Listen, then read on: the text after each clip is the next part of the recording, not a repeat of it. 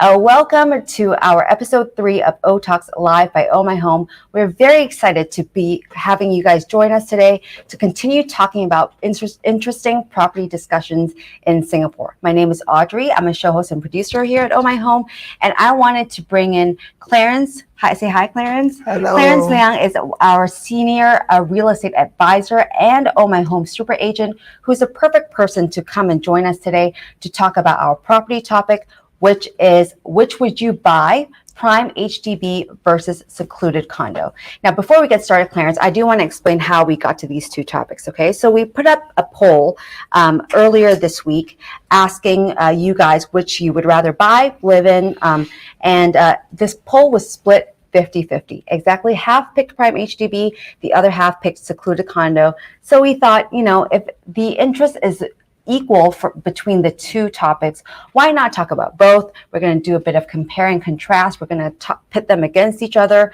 and hopefully we'll have a very interesting conversation. I did want to point out that even though we do have some hard facts and data that our Ohmyhome team has put together, we wanted to clarify that this is just based on our opinion. We are going to be very candid and we're going to be sharing with you exactly what we think. But mostly it really depends on your situation, your needs, and your families. So hopefully this would just get you thinking. Maybe we will bring up a point that you had never thought of before. But ultimately, of course, it is your decision, and whatever you choose, Ohmyhome is here to help you with every step of the way, not just to educate you guys, but if you are looking for an HDB or a condo, either way, we're very happy to get your process started. Right, Clarence?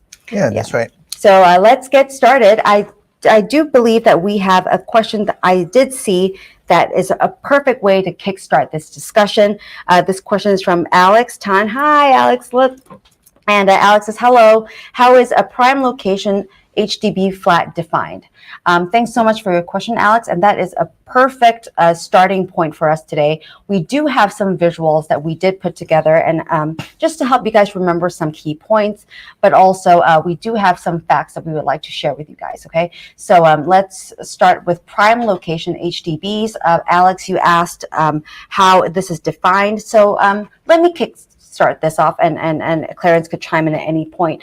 But I believe that unlike condos, so condos are usually priced based on how far away they are from the city center. But for HDBs, we're mainly talking about mature estate HDBs. So these prime location HDBs are usually based in mature estates and they're very easily accessible. So whether they're close to MRT stops, bus stops, they're usually close to major shopping malls, multiple sometimes, and a lot of F&B, groceries.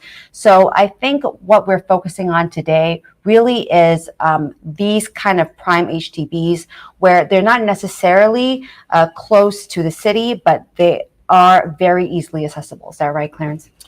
Yes, that's right, Audrey. We can say that prime location HDBs, we are talking about those HDB flats that are located in locations that are very close to the city. Mm-hmm. Some of them could be right in a city area, actually, or what we call the core central region. Mm-hmm. One of these estates is the Pinnacle at Duxton, right smack in the city center of Tanjong Pagar. Mm-hmm. Yeah, and we did pull up a lot of data on Pinnacle at Duxton. I think that's a very high profile prime HDB. And we also want to talk about Skyville at Dawson as well. That is a really big one. There's another question from Jareb. Hello, Jareb. Hope you're having a good Friday so far. Thank you for joining us. Jareb asks, people keep talking about these famous $1 million plus HDBs. How common are they anyway? Jared, thank you so much. This is a great question, and we are very excited to talk about this, I think. So I think when people think about $1 million HDBs, right, that really sticks out on people's minds. I believe that the first ever $1 million HDB transaction was carried out in 2012. That was almost 10 years ago. We do have some data to show you guys. And since then, as you can see, it has steadily increased, some big jumps. In fact, if we're looking at just this year, within the first 9 months of this year, there have been $174 million HDB transactions as compared to just last year, which is 82 for the whole year. And just, in 2012, there were only 2. So there has been a really steady increase of these $1 million HDBs. And so we're seeing a big jump in recent years. As you can, take a look, Clarence. We are seeing 174 transactions already. What do you think? Yeah, that's right. 174 HDB flats sold over $1 million. That may sound a lot because after all, we're talking about HDB flats, and to be transacted over $1 million, that sounds quite expensive. Yeah. But it is common. It may sound common because these $1 million transaction flats, they are talked about a lot. Oh yeah, they're hyped up a lot. They're featured on the news, and I think that has set like a psychological benchmark for a lot of Singaporeans. That's right. Yeah. But in actual fact, out of maybe close to 23,000 transactions already this year, I'm talking about HDB transactions, 174 as a comparison may not be that many after all. It's just that it gets talked about a lot. Yes. Absolutely. We actually did pull together some data from, like I said, Pinnacle at Duxton and Skyville at Dawson. So these are the last $10 million plus transactions. Our Ohmyhome team put this together, but we did get the data from data.gov.sg. And if we just look at the table, right? As you can tell, I think Clarence can speak to this as well, but there are a lot of similarities between these flats. Yes, that's right. Actually, in actual fact,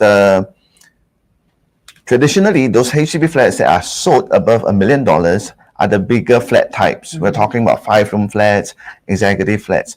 But this year, we are seeing a number of 4-room units sold over $1 million as well. Right there at the top, we can see a 4-room flat type in Pinnacle at Duxton was sold at $1.2 million. In fact, Audrey, you know what? This unit was transacted by our very own Ohmyhome super agent. Oh! Yes, just a couple months ago. Yes, that's right. Well, the thing about this unit is that it's located on level 48, if I remember correctly. Okay. And it has a panoramic full sea view. Okay. So despite being a smaller flat type, a smaller size flat, because of the view, the very, very nice view, it also attracted a price tag of $1.2 million. Yeah, and if you can just take a look, guys, like at a quick glance, right, you could see that out of these 10, 8 of them are 5-room flats, 2 of them are 4-bedroom. They're all at pretty high floors. They're all over 1,000 square feet, and there's plenty of time remaining on the lease. If we go now to Skyville at Dawson, our Ohmyhome team put this together as well. For the last 10 transactions, they're all 5 bidders, all high floor, all over 1,000 square feet with a lot of time remaining on the lease. So as you can see, there's a lot of similarities between all of these units. They tend to be bigger, higher floor, and with a lot of time remaining on the lease. So I think that's something to bear in mind. Thank you so much, Jared, for your question. That really sets the tone of the rest of the conversation. We did have a question from Mohammed Azar bin Aziz. Hello. Hi, Azar. He says, hi, Audrey, Clarence. I chose prime HDB because location is more important to me than living in a private property. What else should I consider?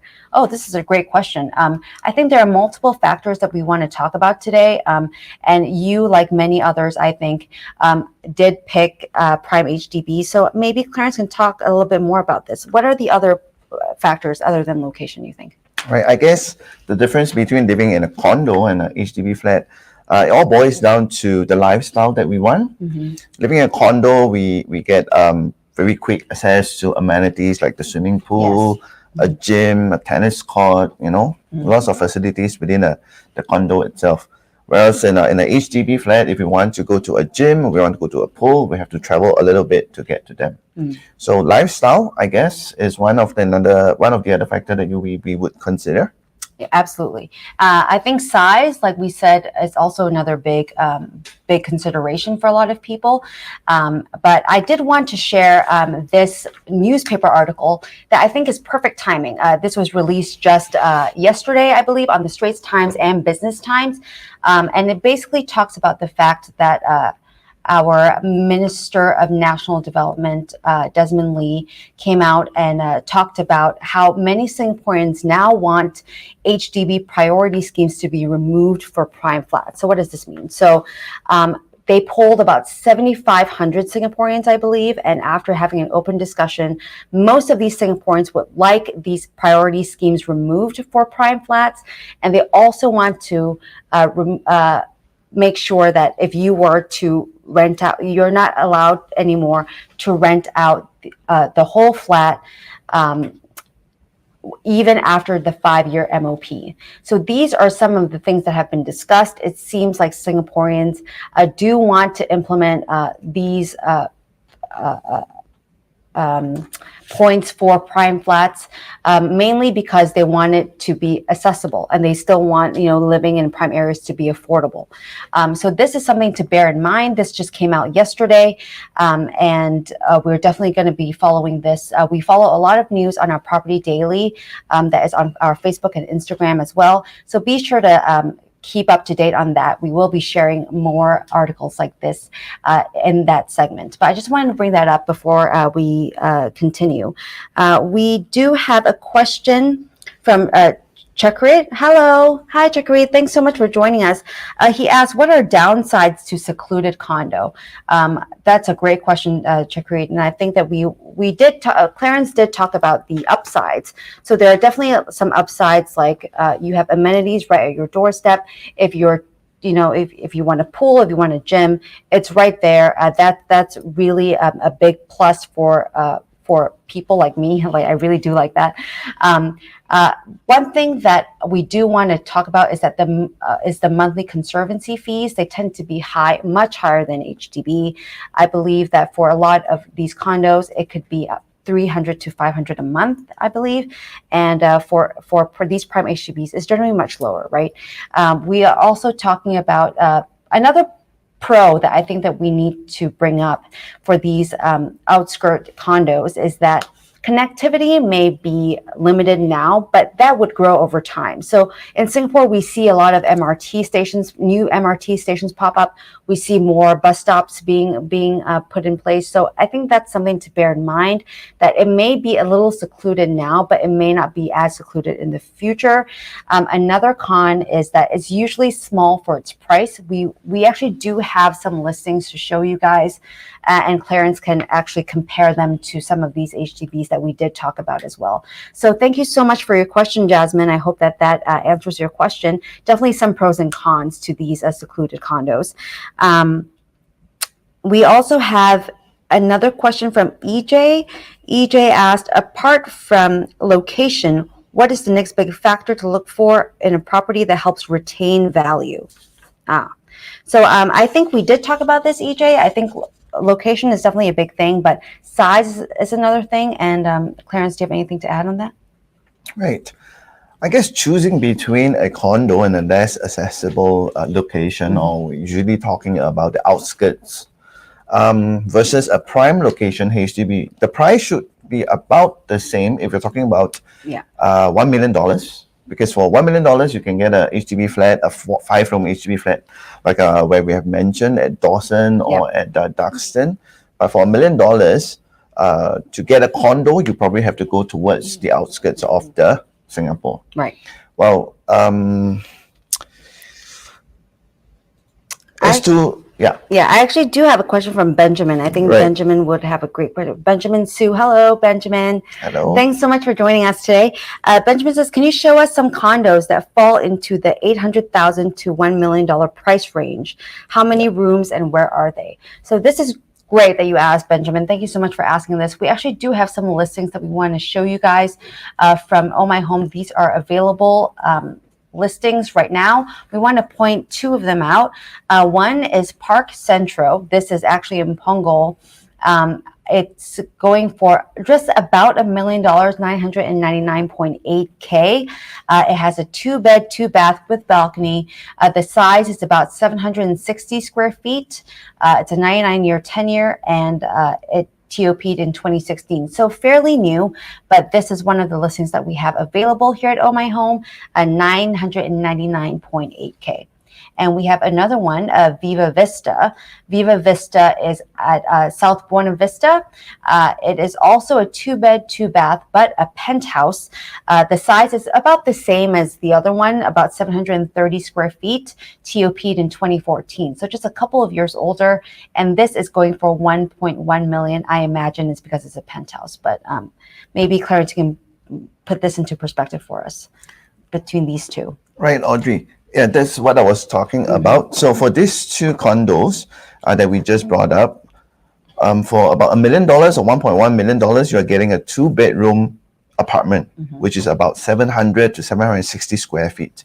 But for the same $1 million, if you were to choose a prime location HDB flat, you could get a 5-room flat or a 4-room flat.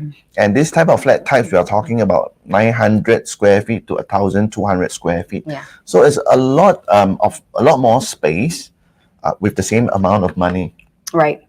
And I think that's something to bear in mind as well. So going back to the other question, I believe by Jasmine, besides the location, I think size is a big factor to consider when it comes to buying a property. But we do have an investment question that I do want to get to, Clarence.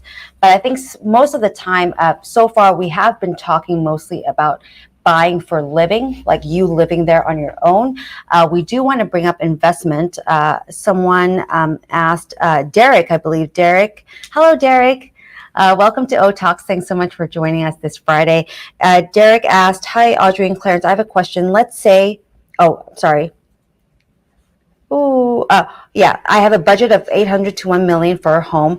Which will be a better choice investment-wise? So I think investment is definitely another topic that we should consider. So far, we've been talking about this as what you would prefer to live in. I'm going to let Clarence in on this, but what do you think would be a better choice? Right, Audrey. If we're going to talk about investment, now the thing is for HDB flats, HDB flats are built for the purpose of housing Singaporeans. Absolutely. It's meant to be for your own stay. Yeah. Most people who buy a HDB flat will not be thinking so much of it as an investment. Yeah. So if we are going to talk about investment, we should be looking more into a private condo.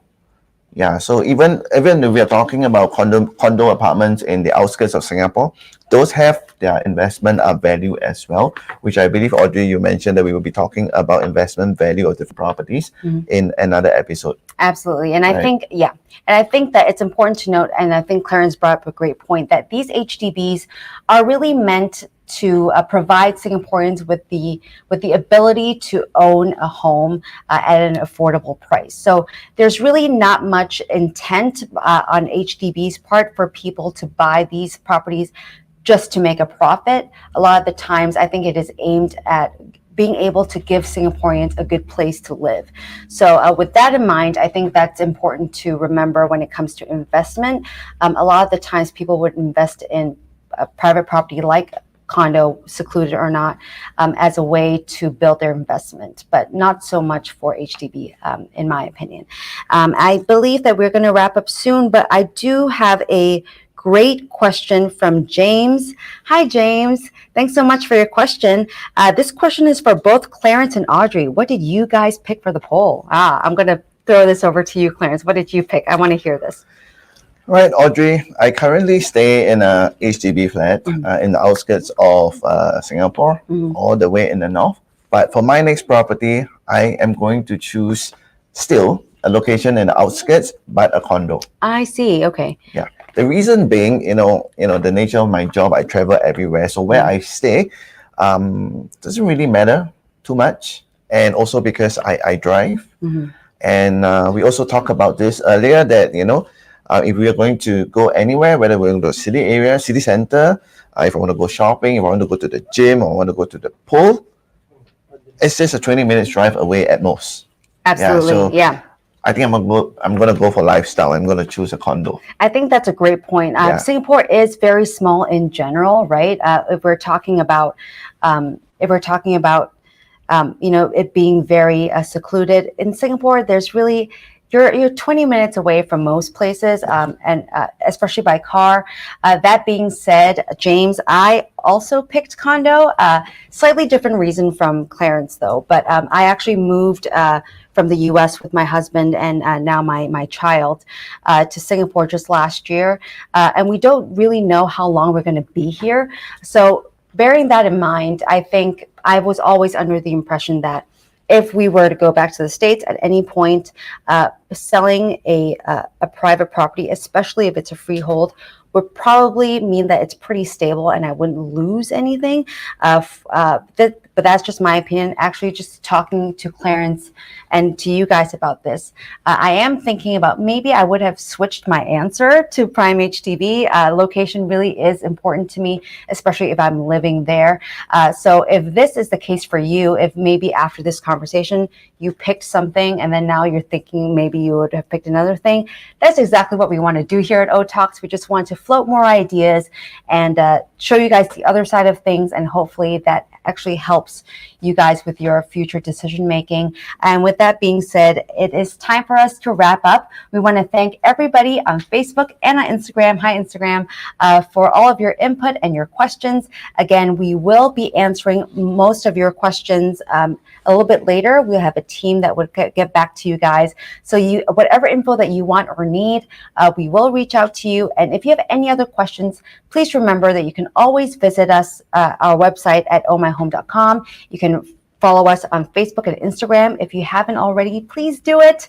And you can always call us. We have super agents who can help you with any of your property needs every step of the way. And with that, this is Clarence. And this is Audrey. And thank you so much for joining us today. And we'll see you guys next week for another episode of OhTalks.